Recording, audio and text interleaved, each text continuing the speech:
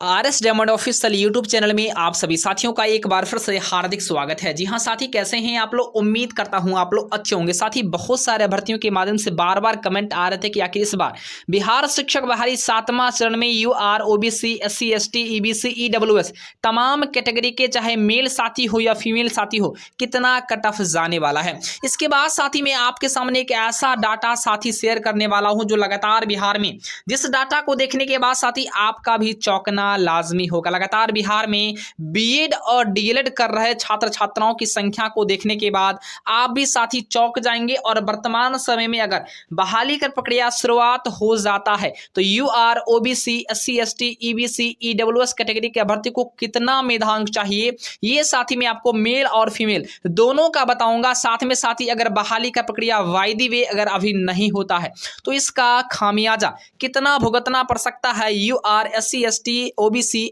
और इसके अलावा ईबीसी और ईडब्ल्यूएस कैटेगरी के अभ्यर्थियों को। तो आइए साथी, पूरी डाटा आज मैं आपको सामने शेयर करूंगा। इससे पहले साथी अगर आपने अभी तक चैनल को सब्सक्राइब नहीं किया है तो सब्सक्राइब करके घंटी के आइकन को जरूर ही प्रेस कर दीजिएगा, ताकि इस चैनल के माध्यम से साथी लेटेस्ट अपडेट आपको सबसे पहले मिलता रहता है। तो आइए साथी, सबसे पहले हम लोग डाटा की और जो सबूत है, जो साक्ष्य है, इसकी तरफ एक बार नजर डालते हैं। उसके बाद साथी हम लोग वर्तमान की कट ऑफ को लेकर के बात करेंगे, और अगर अभी बहाली नहीं होती है तो बाद का कट ऑफ क्या जा सकता है कैटेगरी वाइज मेल और फीमेल का, वो भी चीजें साथी मैं आपको रूबरू करवाऊंगा। तो साथी आप लोग ऊपर में देख पा रहे होंगे कि खास करके बिहार के छात्रों में, जी हाँ साथी, बिहार के छात्रों में शिक्षक बनने का क्रेज लगातार बढ़ रहा है। बिहार में बीएड और डीएलएड एंट्रेंस एग्जाम खास करके इसमें आवेदन का रिकॉर्ड टूट रहा है। मतलब बिहार में बीएड और डीएलएड जो होता है, इसमें एंट्रेंस एग्जाम में इतने ज़्यादा आवेदन किए जाते हैं, इतने ज़्यादा एप्लीकेशन किए जाते हैं, जो खास करके रिकॉर्ड इसका साथ ही टूट रहा है। उक्त दोनों कोर्स में आवेदन की संख्या लगभग 4 हो गए, और खास करके साथ ही मैं आपको बता दूं, आवेदन जितने सारे अभ्यर्थी करते हैं मात्र 17 से 18% अभ्यर्थी का ही उसमें उनका नामांकन हो पाता है, चाहे बीएड में हो या डीएलएड में हो। मतलब साफ है कि अगर 100 व्यक्ति अगर आवेदन किया है तो औसत की बात कर ले तो 17 से 18 व्यक्ति का ही वहां पर एडमिशन हो पाएगा। बाकी जितने सारे 82 से 83 अभ्यर्थी होंगे जिनका एडमिशन नहीं हो पाता है। अब साथ ही यहां पर आप देख लीजिए, इसके बाद साथ ही अभ्यर्थियों का हो पाएगा नामांकन, खास करके शेष अभ्यर्थी नामांकन से वंचित भी रह जाते हैं। लेकिन साथ ही यहां तक ही डाटा रुकता नहीं है, डाटा का और जो है इनका मामला और कुछ है। देखिए साथ ही लगभग 3 लाख से अधिक अभ्यर्थी प्रशिक्षण कोर्स में नामांकन से वंचित रह जाएंगे। और खास करके साथी अगर बात कर लें तो इस बार साथी 4 लाख कुल आवेदन हुए, तो बीएड और डीएलएड मिलाकर के कुल बिहार में 68,200 के लगभग नामांकन भी हो पाएगा। यानी इस बार की अगर बात कर ले तो 4 लाख कुल आवेदन अगर लगभग में हुए हैं तो 68,200 जो है नामांकन बिहार में हो जाएगा। इस स्थिति में 3 लाख से अधिक, जी हाँ दोस्त, 3 लाख से अधिक अभ्यर्थी का नामांकन इस बार नहीं हो पाएगा लगभग की बात कर ले तो। लेकिन यह डाटा यहीं तक रुकता नहीं है, इस डाटा का और शेष भाग में आपको दिखाने का प्रस्तुत करता हूं, उसके बाद में आपको कट ऑफ भी बताऊंगा।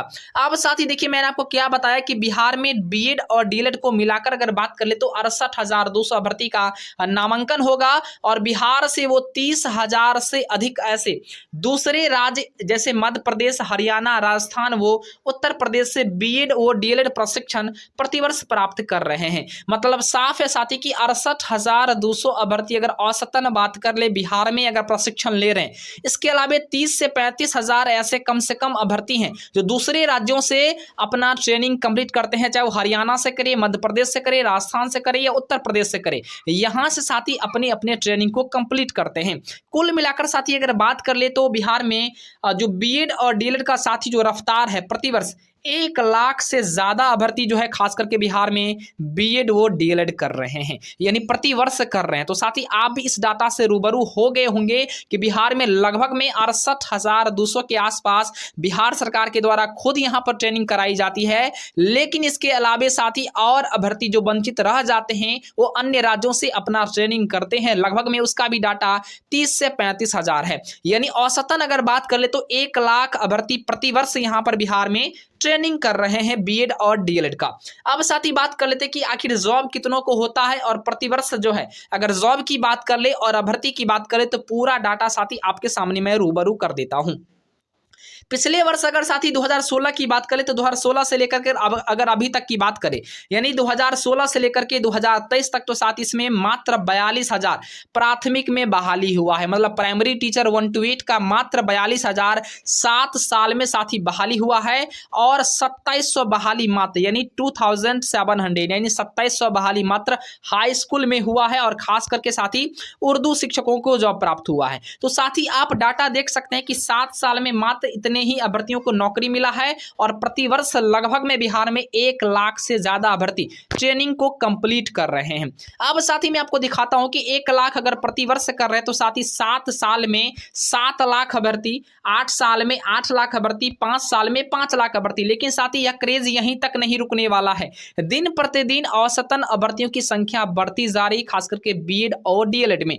आप अपने गांव में अगर नजर एक बार दौड़ाएंगे तो आपके बगल में लगभग में बहुत सारे ऐसे छात्र छात्राएं मिल जाएंगे जिन्होंने बीएड व डीएलएड का ट्रेनिंग किया है।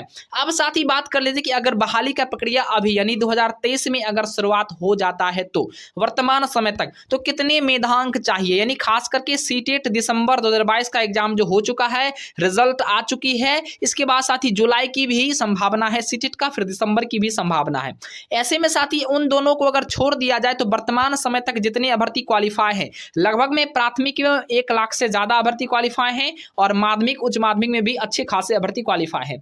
लेकिन साथ ही अगर यूआर मेल की बात कर लें तो यूआर मेल में अगर कोई साथी आते हैं जनरल मेल से तो 63 से 65% के बीच में अगर मेधांक उनका बन रहा है तो अभी सिलेक्शन उनका हो सकता है। 60 से 62 में यूआर फीमेल के अगर कोई साथी हैं तो उनका सिलेक्शन हो जाएगा। 60 से 63 अगर ओबीसी मेल वाले कोई कैटेगरी साथी है, कम से कम की बात कर रहा हूं, कम से कम की बात कर रहा हूं तो उनका सिलेक्शन हो जाएगा। ओबीसी फीमेल अगर कोई साथी है तो 58 से 60% के बीच में है तो उनका भी सिलेक्शन हो सकता है। 59 से 62% अगर ईबीसी मेल वाले भर्ती हैं तो इनका भी सिलेक्शन अभी हो सकता है। ईबीसी फीमेल वाले 57 से 61% में अभी हो सकता है। एससी एसटी अगर कोई मेल साथी है तो 56 से 60% में उनका सिलेक्शन हो सकता है और एससी एसटी फीमेल वाले कोई साथी हैं तो 55 से 59% में उनका सिलेक्शन हो सकता है। ईबीसी की बात कर ले, ईडब्ल्यूएस की साथी तो 60 से 63% अगर कोई मेल या फीमेल साथी है तो इनका सिलेक्शन हो सकता है। और दिव्यांग वाले कोई साथी अगर 55 से 60% भी अगर उनका मेधांक बन रहा है और अभी अगर बहाली आ जाती है तो उनका सिलेक्शन हो सकता है। इसके अलावा स्वतंत्रता सेनानी के अगर कोई नाती या पोते हैं तो 50% से ज्यादा अगर उनके मेधांक बन रहे हैं तो उनका सिलेक्शन हो जाएगा। लेकिन साथ ही यह खास करके बहाली अगर अभी तुरंत अगर प्रारंभ हो जाती है तो ही हो जाएगा। लेकिन अगर तुरंत अभी बहाली नहीं होती है, अगर इलेक्शन में होता है तो साथ ही 2 लाख अभ्यर्थी तो कम से कम वैसे ही बढ़ जाएगा। क्योंकि प्रत्येक वर्ष अगर औसतन की बात कर ले तो औसतन 1 लाख अभ्यर्थी प्रत्येक साल साथी अगर बढ़ रहा है तो 2 साल में 2 लाख बढ़ेगा। मतलब साथी कहीं न कहीं अगर बहाली में अगर और विलंब होती है तो ज्यादा और मुश्किल होगा। यानी अगर बहाली इलेक्शन में आती है तो साथी समझ लीजिए जिन अभ्यर्थी के मेधांक अगर कम से कम 70% अगर है तो उनका ही सिलेक्शन हो पाएगा। कम से कम 70, कम से कम की मैं बात कर रहा हूं कि 70% अगर हैं तो ही सिलेक्शन हो पाएगा, अन्यथा 70 से नीचे वाले का सिलेक्शन नहीं होगा। क्योंकि यह मैं नहीं, यह डाटा बता रहा है। लेकिन साथ ही अगर इससे भी ऊपर जा सकता है, 70% से भी ज्यादा ऊपर जा सकता है, लेकिन मैं कम से कम की बात कर रहा हूं। अगर इलेक्शन में बहाली आती है तो इतना मेधांक होना जरूरी है, कम से कम तो ही हो पाएगा, अन्यथा नहीं हो पाएगा। लेकिन साथ ही अगर बहाली अभी आती है तो इस मेधांक वाले भर्ती का भी सिलेक्शन हो जाएगा। क्योंकि इस बार डोमिसाइल ऑनलाइन और सेंट्रलाइज बहाली होनी है। वीडियो आपको कैसा लगा साथी कमेंट करके जरूर बताना। साथ में वीडियो को लाइक कीजिए, शेयर कीजिए और सब्सक्राइब जरूर कीजिए।